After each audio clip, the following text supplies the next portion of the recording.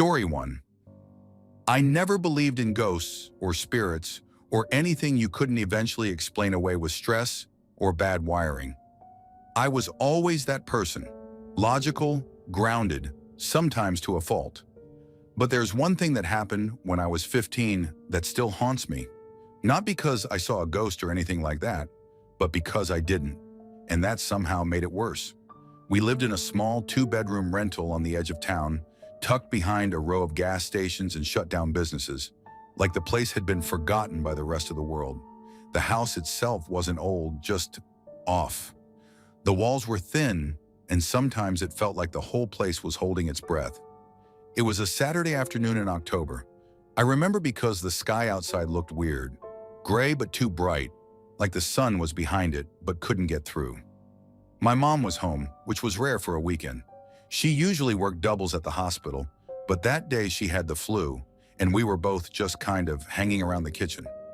I was leaning against the counter, eating dry cereal out of the box, and she was standing by the sink talking to me about something I can't even remember now. It wasn't anything serious. I think we were laughing. The kitchen was tiny, barely enough space for the fridge, the stove, and a narrow strip of counter. There was a little wooden key rack on the wall across from us, screwed into the drywall. It held 3 sets of keys, mine, hers, and a spare. Nothing fancy. We'd hung them there for years without issue. Mid-conversation, in the middle of my mom saying something, I swear on my life, one of the keys just launched off the rack. There was no sound before it. No creak, no clink, no breeze, nothing. Just snap! And the key was in the air, flipping end over end in a straight, forceful arc, like it had been thrown by someone standing right in front of it. It traveled across the room, maybe 8 feet, and landed with a metallic slap on the tile, right next to my foot. I dropped the cereal box. For half a second, neither of us moved. We both just stared at the key on the floor like it was something alien. Then I looked at her and said, "Did you see that?" She didn't answer. Her face had gone pale, lips tight, eyes glassy, and she just slowly nodded. I bent down, picked up the key. It was cold even though the room wasn't, like it had come out of a freezer. I know how dumb that sounds, but that's what I remember. I turned back to the wall. The key rack hadn't fallen. The other 2 keys were still hanging. The screws were tight. No windows were open, no doors. The air was completely still. There was no draft, no shake, no reason for it. My mom finally said something. "That didn't just fall." I nodded. "It flew." We stood there like statues. I was holding the key in my hand, and I didn't know what to do with it. I felt like if I put it back, something worse would happen. Like that small, simple act had crossed a line we didn't know existed. "I don't want to stay here," she said suddenly. "What do you mean? Like, leave the kitchen?" I don't want to stay in this house." That's when I realized she wasn't just scared. She was terrified. I had never seen that look on her face before. She was trying to keep it together for my sake, but her hands were shaking. I tried to make sense of it. "Maybe it just got knocked loose over time?" She didn't answer. She just shook her head. "Did you hear anything before it moved? Anything at all?" "No," I said, and I hadn't. It was total silence. The kind of silence you only notice when it gets broken. I set the key down on the counter like it was made of glass. Then I walked over to the rack and tugged on it. Solid. I yanked it harder. Still solid. I tried shaking the wall. Nothing. I even gave the other keys a flick. They swung a little but didn't go anywhere. No amount of movement on my part made what happened even remotely possible. "What the hell?" I muttered. And then I turned and saw my mom looking at the ceiling. "What?" I asked. She didn't answer, just kept staring up. "Mom?" Still nothing. "Mom, what are you looking at?" "There's nothing there," she said slowly, "but I feel like something's looking back." That's when I felt it too. Not a sound, not a shadow, just a shift. Like something in the room had changed. The air got heavy, dense, like it didn't want us there, or like we had interrupted something we weren't supposed to see. It wasn't cold, but I started shivering anyway. My legs were suddenly weak, and my chest felt tight. I didn't even realize I'd stepped backward until I hit the fridge. I couldn't say anything. I just stood there, eyes darting around the room, waiting, bracing for something else to happen. But it didn't. Nothing moved. Nothing made a sound. Just the two of us frozen in place with that awful, crushing presence thick in the air like smoke. And then, just as fast as it came, it was gone. The feeling, I mean. My mom slowly turned her head toward me, and I could tell she felt it lift too. Like whatever had passed through us had finally moved on. We didn't talk about it for a long time. Not because we forgot, but because we didn't want to invite it back. That's what it felt like saying its name might let it in again. The next day, my mom took down the key rack. She didn't explain, and I didn't ask. She just pulled it off the wall, set it on the kitchen table, and left it there. We kept the keys in a drawer after that. I still don't have an explanation. And believe me, I've tried. I've thought about vibration, wind, structural shifts, anything, but nothing makes sense. Not the way it moved, not the silence before it, not the way it felt like the room itself was holding its breath. Story 2. I grew up in a small town in New Brunswick. Nothing much around except thick woods, some back roads, and the kind of places you only find when you're not looking for them. I was 16 when this happened. I still live in the same area, and I haven't set foot back in those woods since. I don't even like to talk about it unless I've had a few drinks. But I'll tell it here, because I can't stop thinking about it lately. My friend Corey and I used to go hiking and exploring all the time. He was a year older and had that dumb confidence you get when you're 17 and think nothing bad can ever happen to you. One day, a few months before this all happened, we found this rotted out old camper way out past a trail we shouldn't have even been on. It was sunk into the ground a bit and crooked like it had been dumped there decades ago and forgotten. Trees had started growing right around it. Everything inside was moldy and water damaged, and it smelled like dead animals and mildew. I remember Corey saying, "We should totally crash in this thing sometime." I just laughed. But of course, a few months later, that's exactly what we did. It was October, cold enough at night to see your breath. We thought it'd be fun to try and find the camper again and spend a night in it, just to say we did. You know, like a rite of passage. We left after school on a Friday, brought sleeping bags, some snacks, and a crappy flashlight that barely worked. It took us hours to find the camper again. We got turned around at least 3 times, and by the time we finally spotted it through the trees, it was pitch black. The camper looked even worse in the dark. Rusted to hell, half collapsed in places, but still intact enough to crawl into. The door barely opened and screamed when we forced it. Inside, the air was damp and sour. You could hear the wind outside, but it sounded warped, like it was coming through underwater. We didn't talk much once we got inside. We were too focused on pretending we weren't scared. I remember there were torn up books all over the place, swollen from moisture, rat droppings, a busted radio in the corner. Everything had this soft, wet look, like it had been melting for years. We set up in the back of the camper where the bed used to be. It was just a wooden platform now. We rolled out our sleeping bags on top of it. The camper had this narrow hallway that ran straight down the middle, and from where we were, we could see all the way to the front. There was a small square window near the door, probably the only thing not broken. Neither of us really slept. We heard movement all night, scratching inside the walls. Something walking outside, probably a raccoon or something heavier. The wind made the whole structure creak like it was breathing. At one point, Corey whispered, "You awake?" And I lied and said no. It must have been sometime around 3 a.m. when I actually drifted off for a bit. I woke up feeling stiff and weird, like I'd been sleeping on gravel. I sat up to stretch, and as I did, I glanced toward that front window.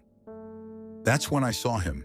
There was a man standing right outside the camper, just on the other side of the glass, not moving, staring straight into the camper, straight at me. At first, I thought it was a shadow, maybe a tree. I squinted, but no, the silhouette was too perfect. Shoulders, head, arms at his sides. It was a person, definitely a person. The moonlight lit up just enough of the outline to see he was facing in, watching us. I froze. My mouth went dry. I couldn't move for a second, couldn't even breathe. Then I nudged Corey hard and whispered, Someone's here. He sat up fast. What? I kept my eyes on the window and nodded toward it. Don't look fast, just look at the window. Corey leaned forward slowly. He saw him too. I heard his breath catch. Who the fuck is that? Corey whispered. I don't know, I said. He's just standing there. Corey grabbed the flashlight, turned it on. The beam flickered and then cut across the window. The man didn't move. That's what messed me up the most. He didn't flinch, didn't blink, nothing. We whispered back and forth, trying to figure out what to do. Our phones were dead. No signal out there anyway. We didn't have anything to defend ourselves with except a pocket knife Corey always carried. Then Corey stood up like he was going to open the door. What the hell are you doing? I hissed. I'm just gonna scare him off. He's probably some creep trying to mess with us. But when he got halfway down the hall, the man outside moved, fast. He stepped out of the moonlight and vanished into the dark so quickly it was like he'd been yanked backward. Corey froze mid-step. Did you see that? He said. I just nodded. We didn't move for what felt like hours. Eventually, Corey backed up and sat down next to me again.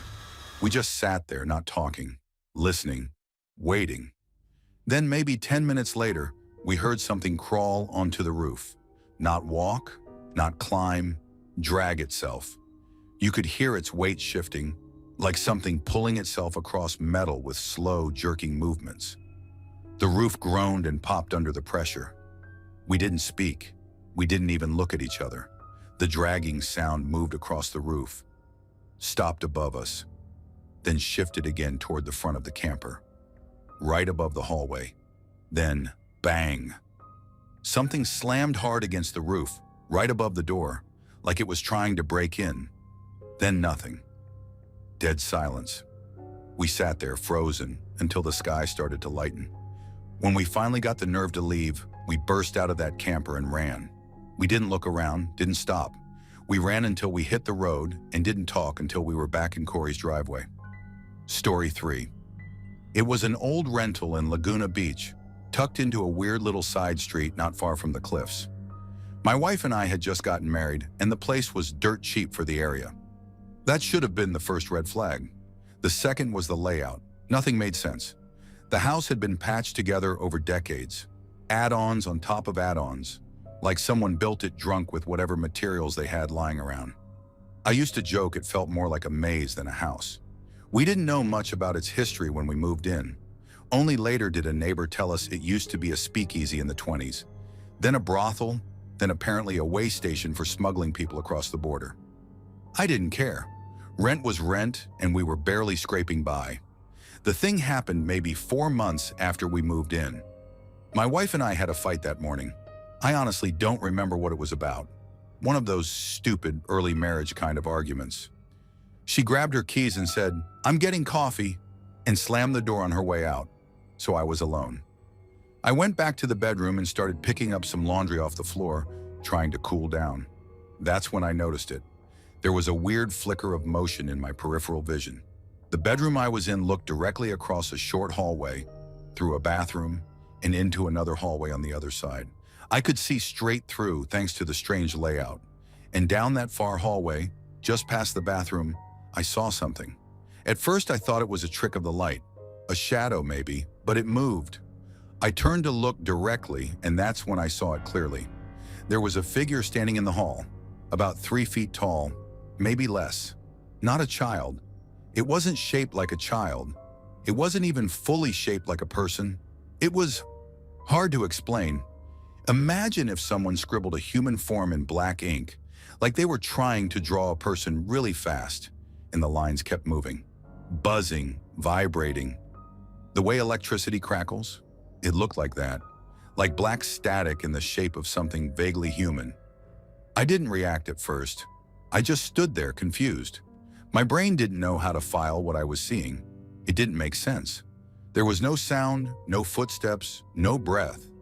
Just that scribbled thing at the far end of the hallway, like it had been caught in the middle of doing something. And then, it noticed me. I swear to God, it didn't move its head. It didn't turn or anything. It just focused on me. Suddenly, it was aware that I was watching it, and that's when everything in me locked up. I couldn't move. couldn't shout. My legs felt like they weren't even part of my body anymore. Because the second it saw me, it charged. I mean, full sprint. It didn't walk, it didn't glide, it fucking rushed me.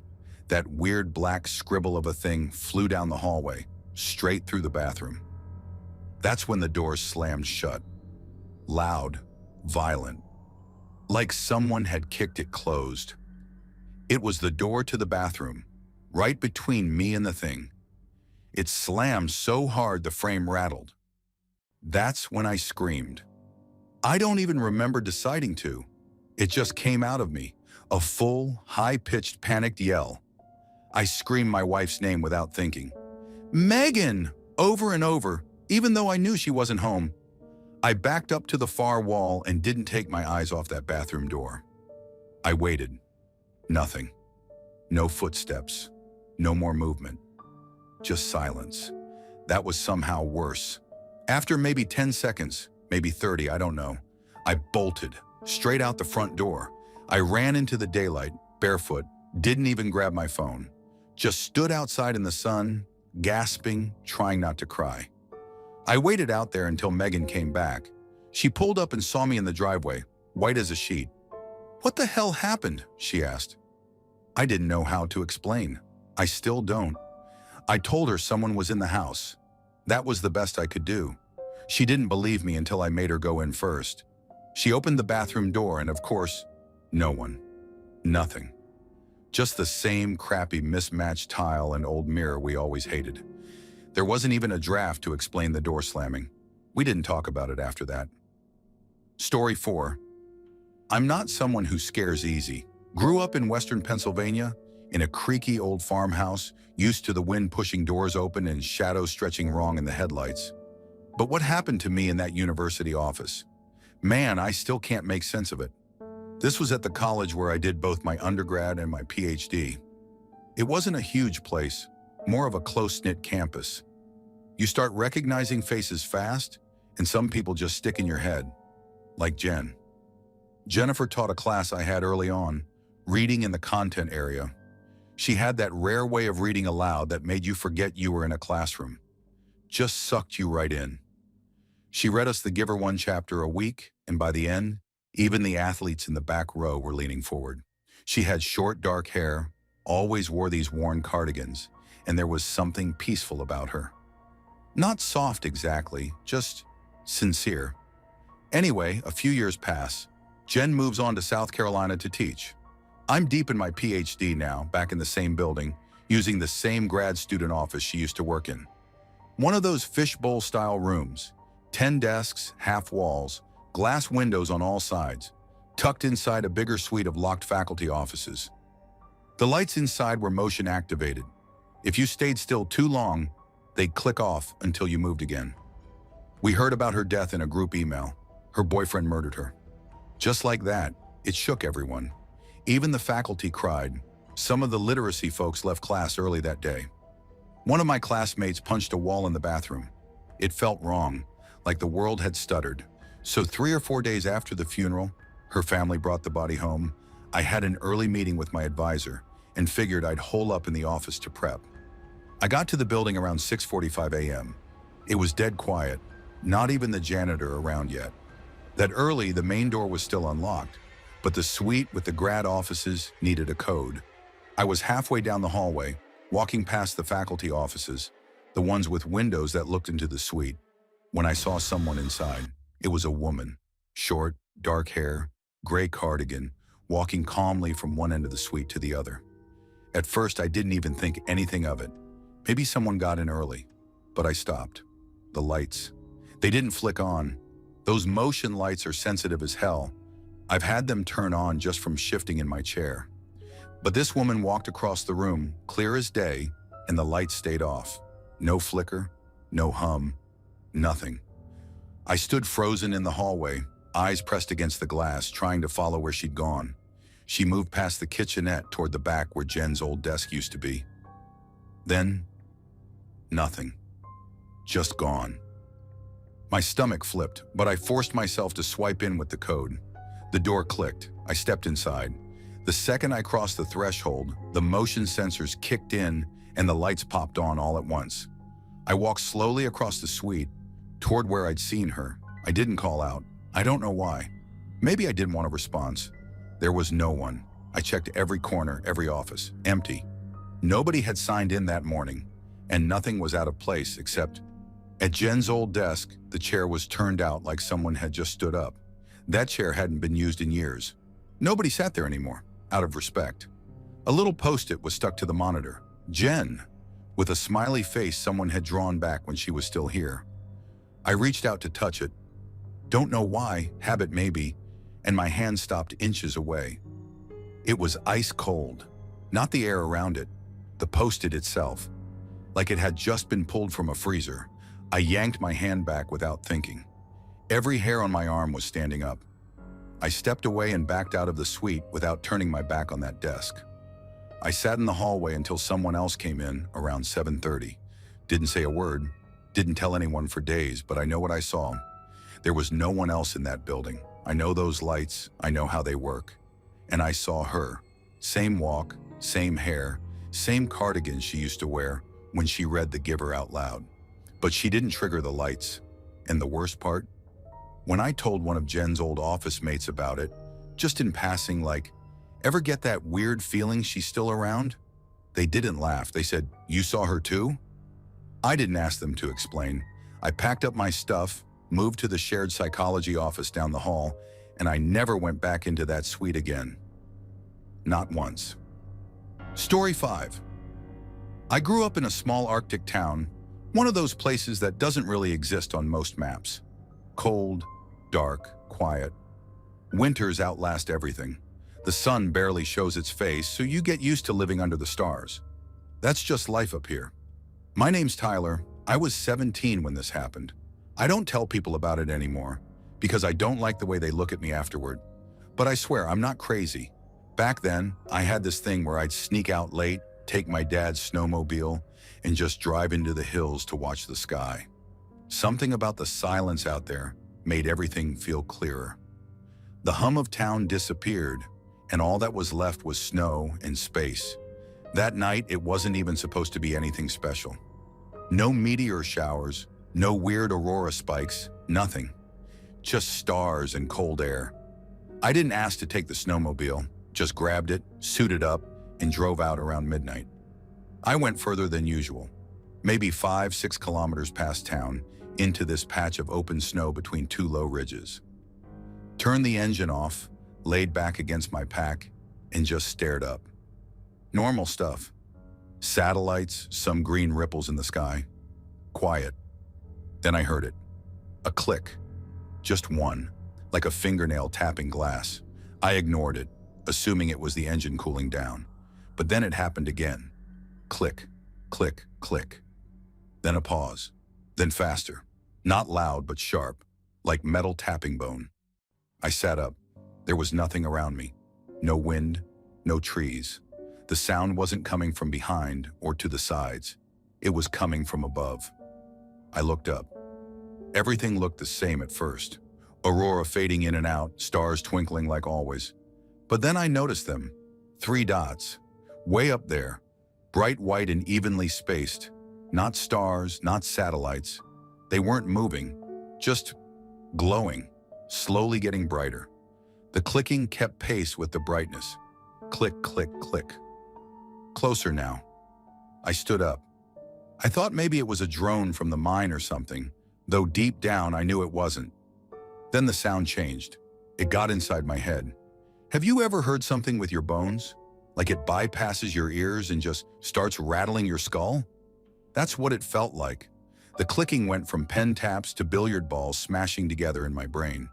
It was mechanical, deliberate, like some machine was trying to communicate with me, and I didn't understand the language. I don't know why I didn't run. I just stood there staring, as those 3 lights got so bright I could barely keep my eyes open. But they never changed shape, just stayed as pinpoints. There was no object, no structure, just those blinding dots. And then, nothing. No lights, no clicking, just the low buzz in my ears and a pounding in my chest. I don't know how long I stood there, frozen, but the moment I felt like I could move again, I bolted.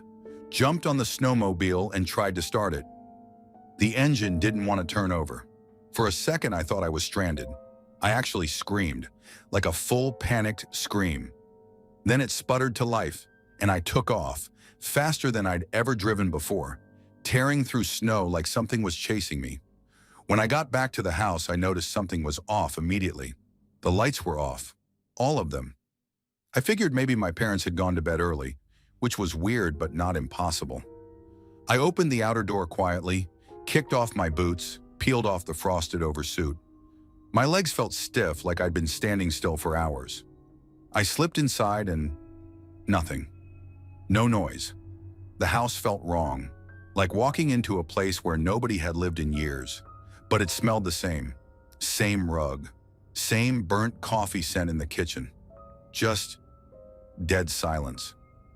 My parents usually stayed up late. They're teachers.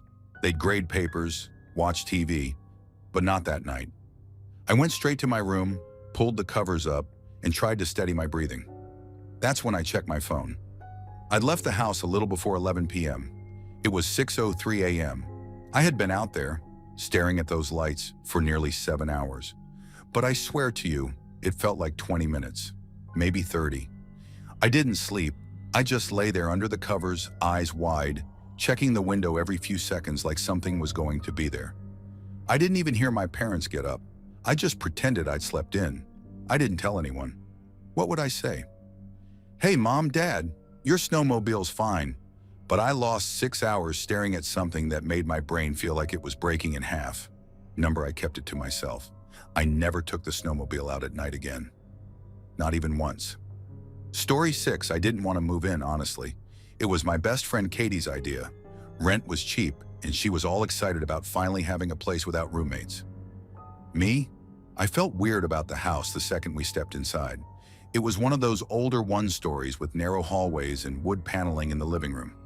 Everything echoed, like the house had too much space in the wrong places. I work nights. I'm a dispatcher for a towing company in Fort Smith, Arkansas, so I'm used to strange hours and sleeping during the day. Katie worked early shifts at a bakery, so we barely saw each other.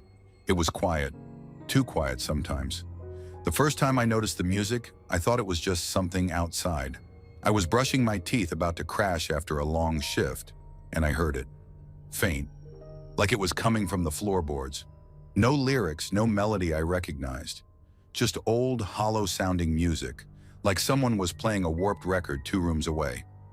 I went from room to room, thinking Katie left something on. Nothing. She wasn't even home. I shrugged it off, but it kept happening. Every morning when I'd get ready for bed, I'd hear it again, always in the exact same part of the house, near the hallway that led to the back bedroom.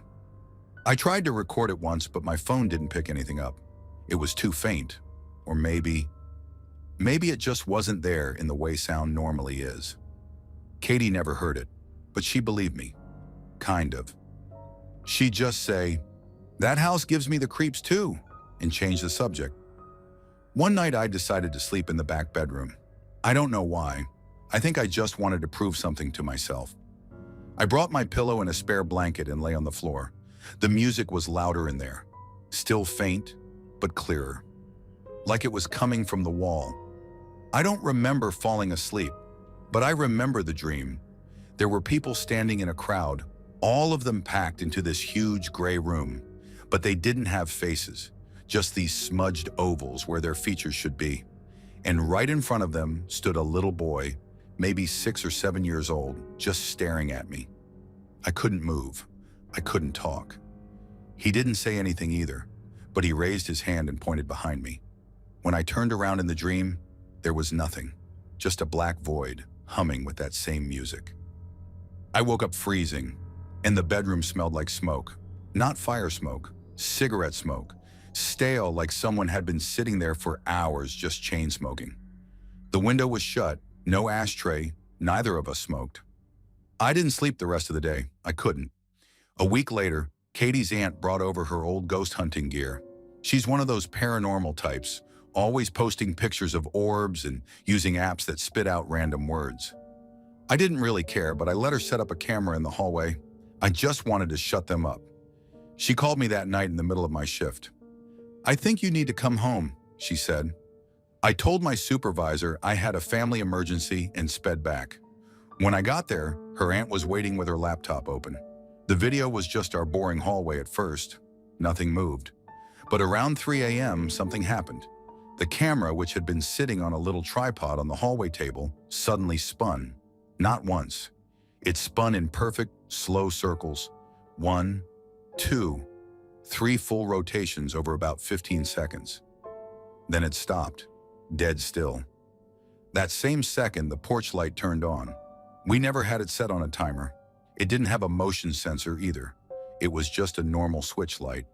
But on the video, it blinked on, then flared brighter than it should have been able to, glowing hot white, like a car's high beams.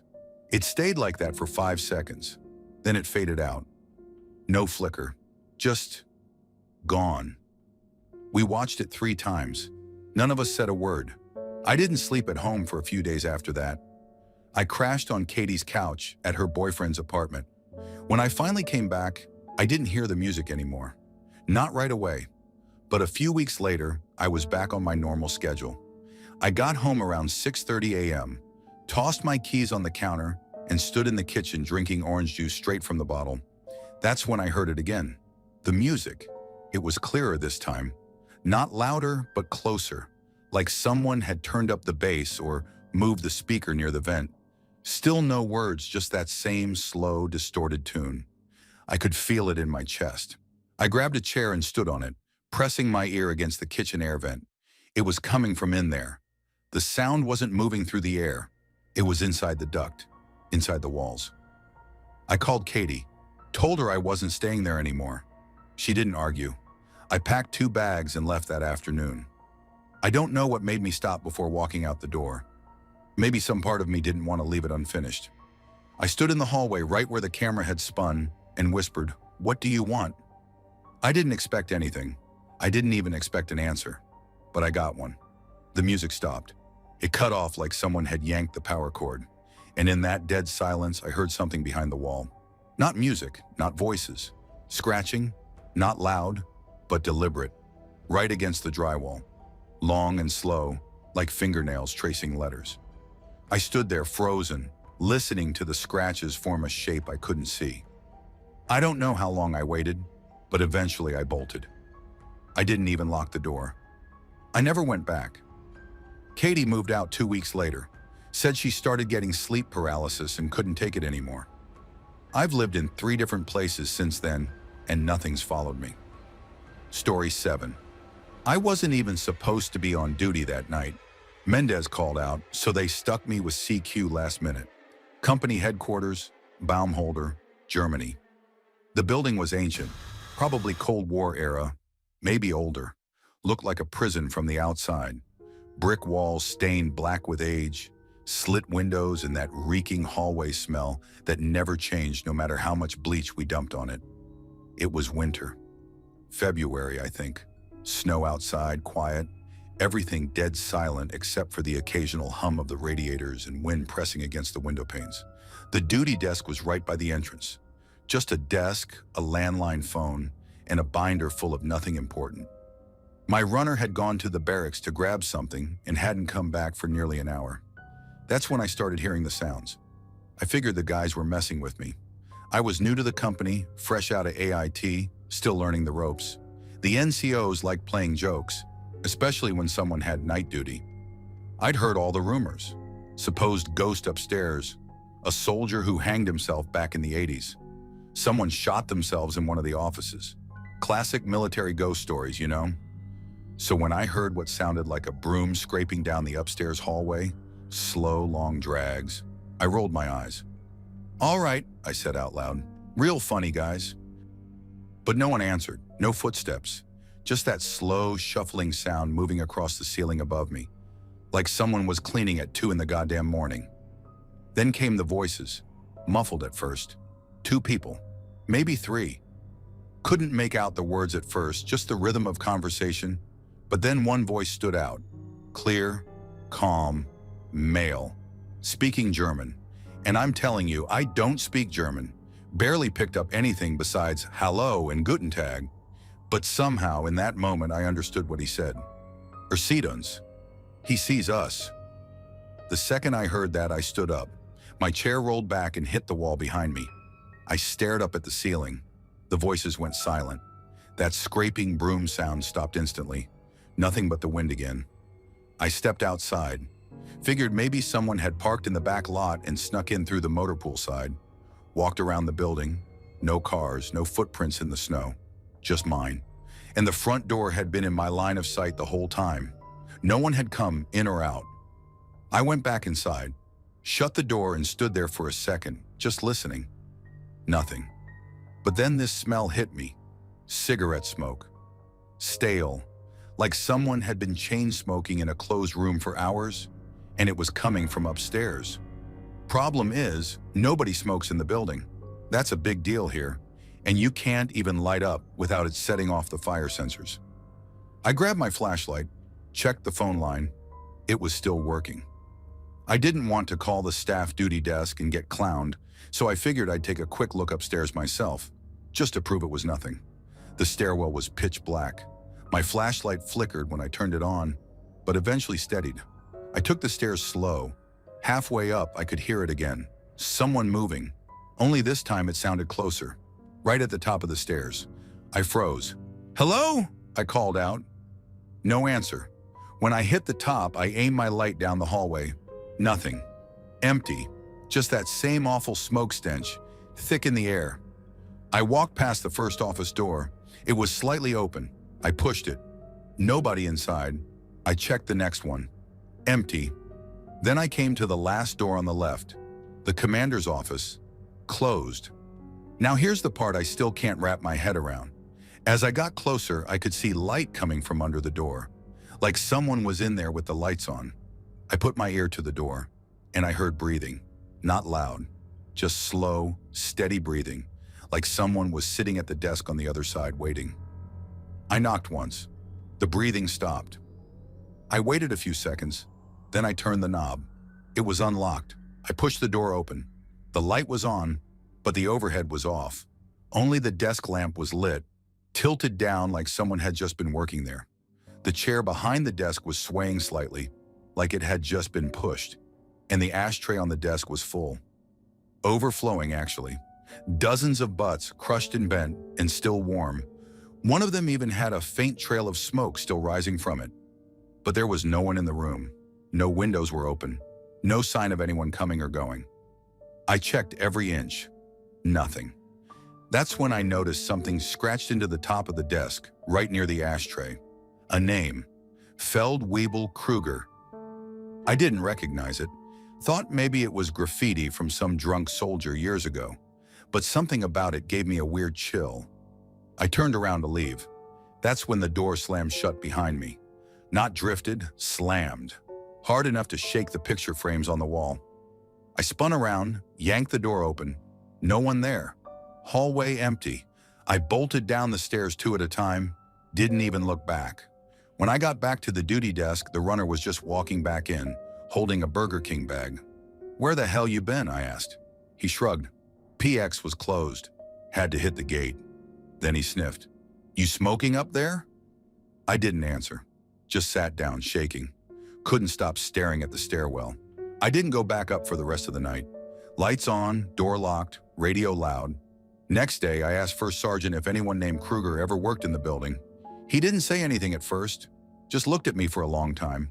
Then he said, "That office hasn't been used since '94. I asked why. He just said, "Don't worry about it." But the next time I was on the duty roster, they reassigned me. I never pulled CQ in that building again. Story 8. I wasn't raised to believe in ghosts. My dad was the kind of guy who said stuff like, "You die and that's it. Lights out." He hated superstition, hated church, hated anything that felt like wishful thinking. So when he died in a motorcycle accident 3 years ago, I didn't go looking for signs. I knew he was gone. The funeral was quick. Cremation, urn, done. My mom kept his helmet. I took one of his flannels back to college. It didn't start at school, though. That's not what this story's about. I only mention it because I didn't think it was real. Not until what happened when I came home. It was spring break. My mom's house is a one-story ranch in southern Illinois. Old and creaky, built in the 70s with weird narrow hallways and mirrors that rattle when you walk too fast. She'd started packing up my dad's stuff but left the bathroom the same. Same toothbrush holder, same towel hooks, same medicine cabinet with the triple pane mirror. I grew up staring into that thing every morning. Anyway, it was a quiet morning. She was out running errands. I took a long, hot shower, one of those where you just stand under the water thinking about nothing. I dried off, got dressed, and went to grab my contact case from the sink. That's when I noticed the mirror was still fogged. Not fully, just a soft blur on the surface, like it was fading. But there were streaks in it. At first I thought it was just my handprint, or maybe something from wiping it earlier. But it looked too deliberate. There were marks, horizontal ones, too even to be random. So I leaned in. I tilted the center panel to get a better angle, and my stomach dropped. It said, "Hey," not scribbled, not smudged. It was written, clear as day, and above the Y was this little mark that froze my blood cold, the elven eye symbol from the Lord of the Rings. My dad used to draw it everywhere. Notebooks, birthday cards, even in the dust on his motorcycle tank. It was his thing. No one else knew about it, not even my mom, and I hadn't seen it since he died. I just stood there, completely still. The air was thick. The mirror hadn't cleared all the way yet. But that word, it was under the fog, beneath the condensation, like it had been burned into the glass. I ran my finger over it. Nothing. No smearing. No residue. It wasn't written in anything. I backed up. My skin went cold. There was no one else home. I knew that. I hadn't touched the mirror since I arrived. I'd taken my shower and come straight out to change.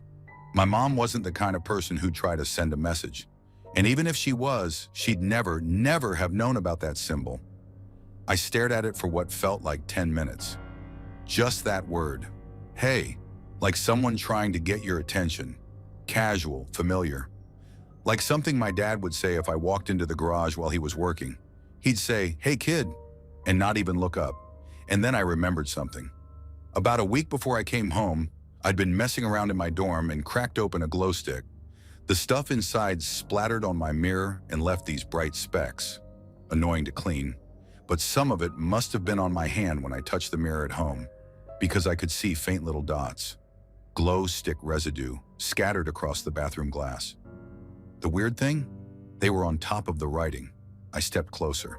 The dots were crusted over parts of the mirror, but the word "hey" was beneath them, like it had already been there when the stuff landed. And I swear on my life, I'd never seen that writing before. Not until that morning. That's when I lost it. I ran out of the bathroom. I didn't even grab my contacts. I called my mom on her cell and told her something was wrong with the mirror. I didn't even try to explain it, just told her something was off and I needed her to come home. She sounded confused but didn't argue. I paced the living room for 20 minutes until she walked through the door. "I want to show you something," I told her. I led her into the bathroom. She looked at the mirror, tilted her head. "You write something on here?" "No." "Well, what's that?" "Just look at the symbol," I said. "Do you recognize it?" She squinted. "That little thing? It looks like something your dad used to draw. What is it, Elvish?" I felt sick. "Exactly. You remember that?" "Sure. He was obsessed with those movies." I turned to her. "Did you ever write it anywhere?" She looked at me like I was crazy. "What? Why would I do that?" I didn't say anything. I just pointed again.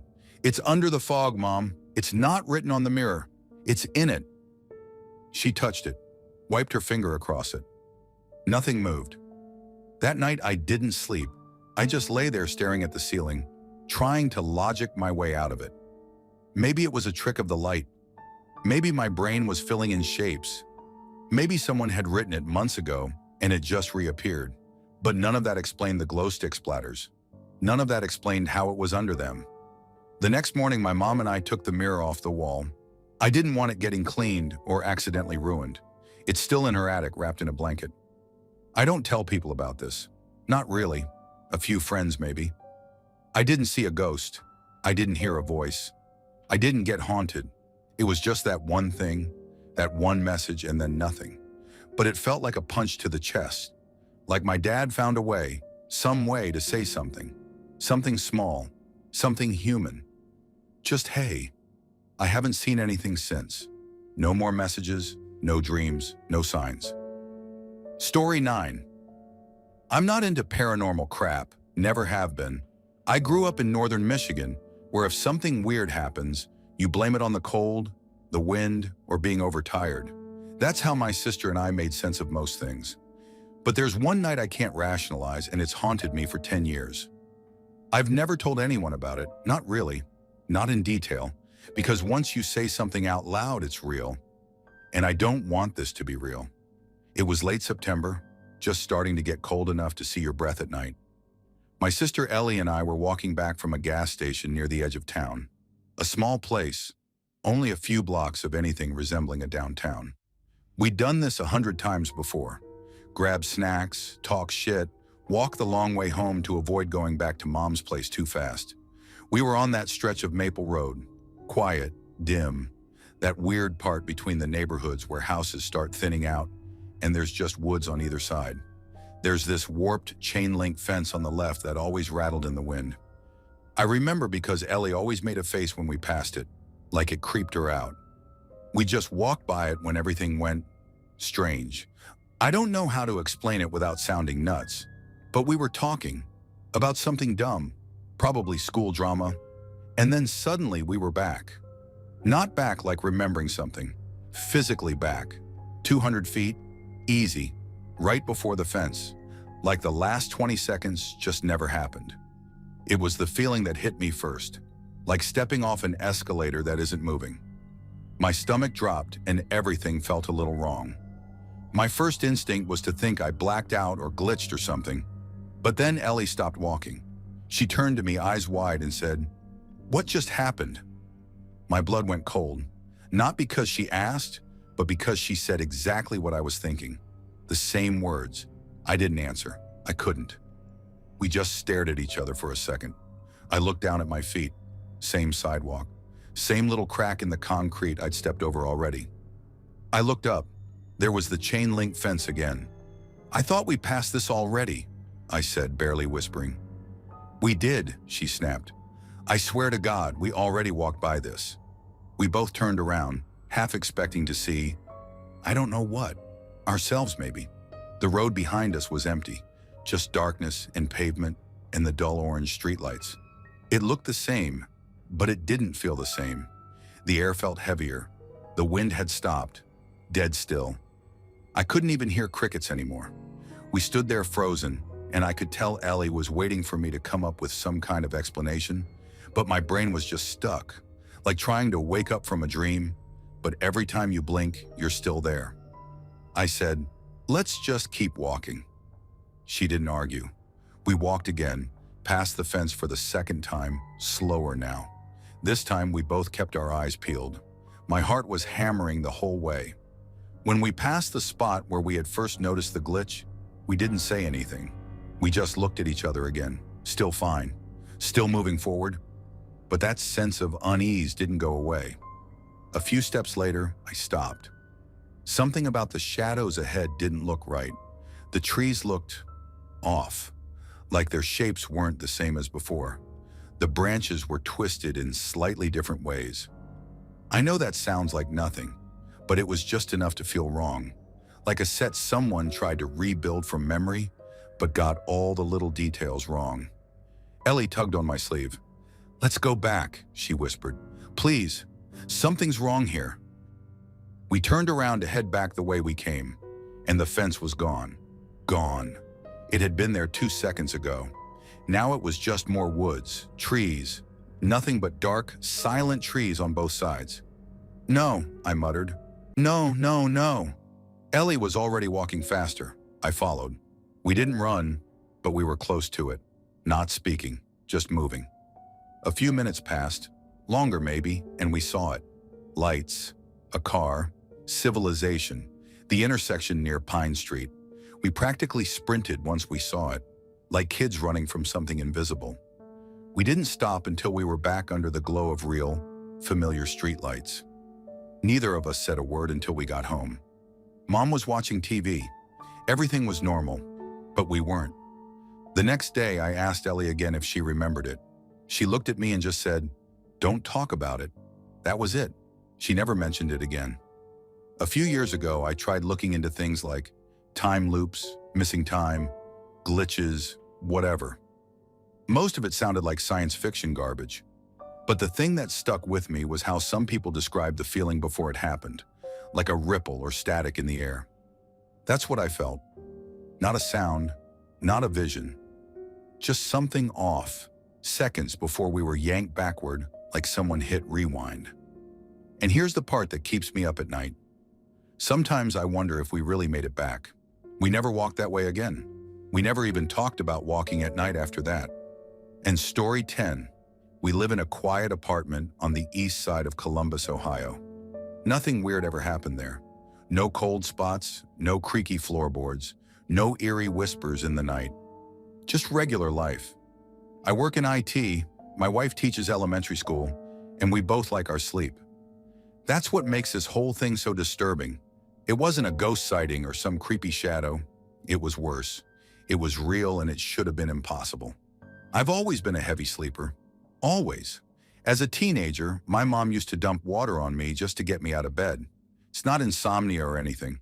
I fall asleep fast. I just don't wake up easily. My grandmother, who used to joke that I could sleep through a fire alarm, gave me this old-fashioned radio alarm clock when I was in high school. Big, boxy thing from the 90s. If you ever really need to wake up, she told me, turn it to the lowest station on the dial and crank the volume. Static will get you on your feet faster than coffee. She wasn't wrong. That thing sounded like hell at full volume. Pure high-pitched white noise, like nails in your ears. I used it for years, even kept it after she passed away. Not because I'm sentimental, it just worked. It had one job, wake me up, and it did it better than anything else. Now jump to about 3 years ago. It was a Friday night. My wife and I had both had crap weeks. Exhausting days, long commutes, dumb work drama. We crashed hard that night. I remember because we went to bed at like 9:30. That never happens. The alarm wasn't even set. We had nothing planned for Saturday, so I had it flipped to off. Around 2 a.m., I vaguely remember hearing this faint noise, like whispering static. It was distant at first, then louder. I didn't react, but my wife did. She sat up, nudged me hard, and said, "Why is your alarm on?" I grunted and rolled over, but she wasn't letting it go. "It's not stopping," she said, voice rising. "It's not turning off." That got my attention. I sat up. The room was pitch black, except for the little red LED clock face, 2:04 a.m., and the sound of harsh, hissing static flooding the room. I reached over and hit the off button. Nothing. Hit it again. Still blaring. I flipped the switch back and forth. AM, FM, alarm, off, still nothing. I tried turning the volume down. The knob didn't respond. It was like the radio didn't care what I did. "I didn't even set it," I said, more to myself than her.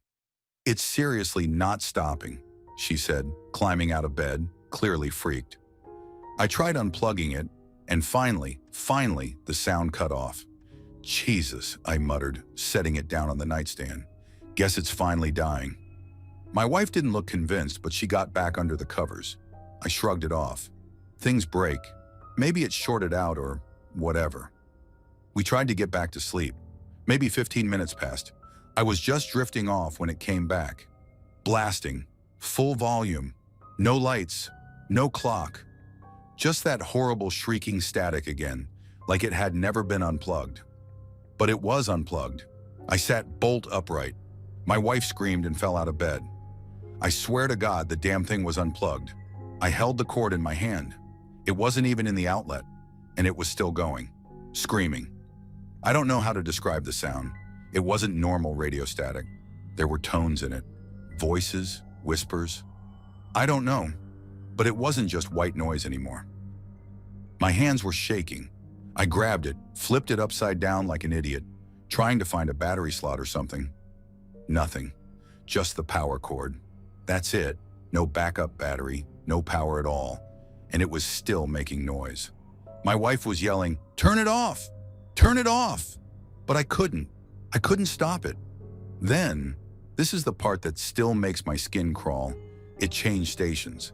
I didn't touch anything, but the dial started moving on its own, slowly, like someone was turning it from inside. It passed through faint music, talk radio, sports, then stopped on pure ear-piercing static again. Volume went up, full blast, and then it just snapped off. Dead silence. We stood there in the dark, hearts pounding, staring at this completely powerless radio.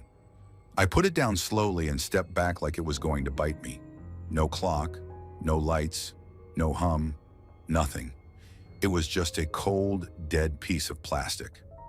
"I'm done," my wife said, voice trembling. She walked right out of the bedroom, barefoot, shaking, didn't even grab her phone. I stood there alone for a minute, still staring at the thing. I don't know what I expected it to do. Start levitating? Burst into flames? I finally followed her out. We sat in the living room with the lights on for the rest of the night. Neither of us said much. What could we even say? We weren't crazy. We both heard it. We saw it. I even held the power cord in my hand while it was blaring. The next day, I put the alarm clock in a plastic bag and threw it in the dumpster behind our building. I didn't even want it in the apartment. We don't talk about it anymore. My wife refuses to, actually. She won't let me buy another clock with a dial. We both use our phones now. I don't believe in ghosts. I really don't. But that wasn't a glitch. That wasn't some random short circuit or EM interference. It was something else. Thanks for watching. Don't leave before leaving a like to this video.